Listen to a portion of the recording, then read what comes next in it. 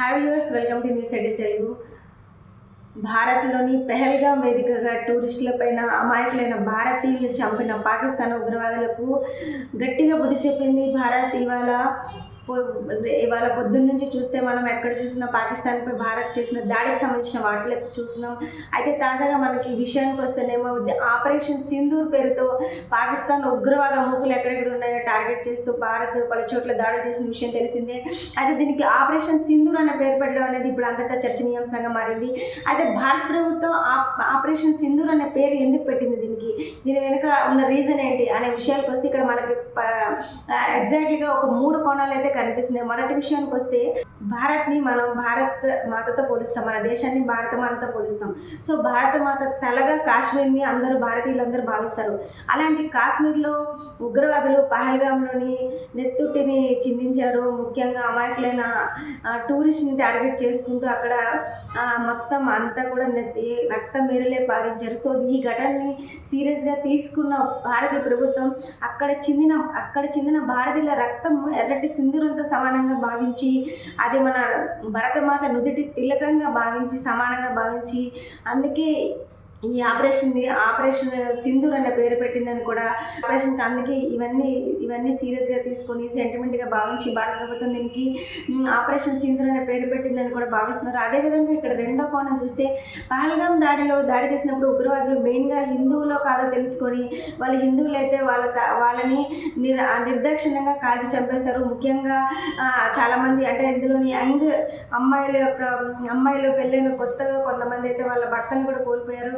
So ఈ విషయంలో కూడా అందువల్ల భారత్ ఈ అంశాన్ని కూడా లెక్కలోకి తీసుకునేట్లు కనిపిస్తుంది. హిందువులకు సింధూరం అనేది ఒక పవిత్రమైనదిగా భావిస్తారు. సో ఆ పవిత్రమైన మహిళల సింధూరాన్ని నుదిటిని పెట్టుకుంటారు. అలాంటి పహల్గాం దాడిలో తమ భర్తలను కోల్పోయిన మహిళలకు సింధూరాన్ని సింబాలిజంగా చూపిస్తూ కూడా భారత్ ఈ ఆపరేషన్కి అయితే ఆపరేషన్ సింధూర్ అనే పేరు పెట్టిందని కూడా ఒక వాదన మనకి బలంగా వినిపిస్తుంది.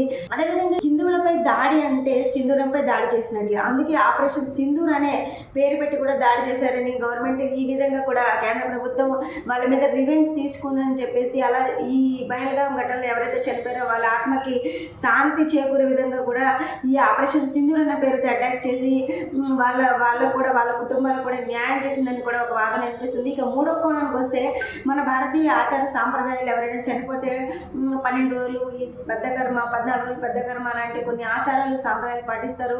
ఆ సమయంలో మనం ఎలాంటి పనులు కూడా చేయము. సో అదేవిధంగా గవర్నమెంట్ కూడా ఈ 14 డేస్ ఆగి ఒక 15 డేస్ అవ్వగానే పాకిస్తాన్ పైన తమ అటాక్ చూపించింది. పాకిస్తాన్కి తామేంటో చూపించింది, గట్టిగా దాడులు చేసింది. ఉగ్రవాదుల్ని మెయిన్గా టార్గెట్ చేసి కూడా భారత్ వాళ్ళని ఒక గట్టిగా బుద్ధి చెప్పిందని చెప్పేసి కూడా ఈ విధంగా కూడా సింబాలిక్గా చూసుకుంటే కూడా మన భారత్ అంటే మన భారతీయుల ఆచార సాంప్రదాయాన్ని ఫాలో అవుతూ కూడా ఈ ఆపరేషన్ సింధూర్ అనే పేరు పెట్టిందని చెప్పేసి కూడా అందరూ కూడా భావిస్తున్నారు అనమాట.